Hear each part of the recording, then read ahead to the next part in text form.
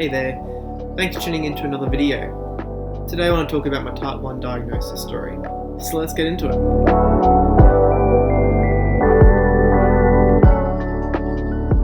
Back in the summer of 2020, I just graduated high school, and most of the school year to memory, I felt very lethargic and nauseous and just had no energy whatsoever.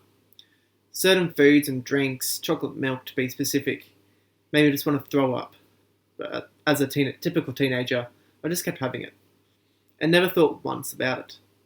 Even though the year when I had basketball games or trainings, I'd feel sort of sluggish, weak, and just crap in general. Back to graduating. That year of 2020, my mum had sort of described some things that could relate to type 1 diabetes, but I didn't really want to think about that. Silly me for not wanting to think about that or hear it, because my younger brother had type 1. He's had it for much longer than I have. That May, post-COVID lockdown, Mum made me have a glucose test. Those who don't know what that is, it's also a test that pregnant women have as well. It's where you have to drink a small but very sugary lemonade-like bottle in about 5 minutes, and you have a blood test done before, midway, and after. From memory, it was about 1 or 2 hours long, and from the first sip of that drink, I felt like vomiting. I have no idea how I managed to finish it, but at that point, I had the realization that I most likely did have type 1 diabetes.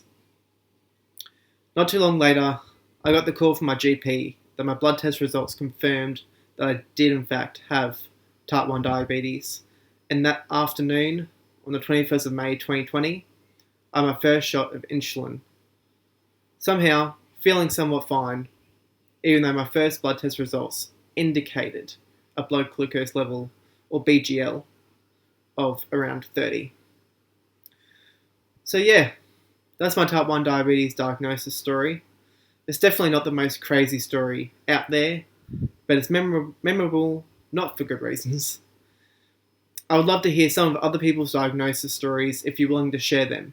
I'm sure everyone would find them educational and relate in a similar way.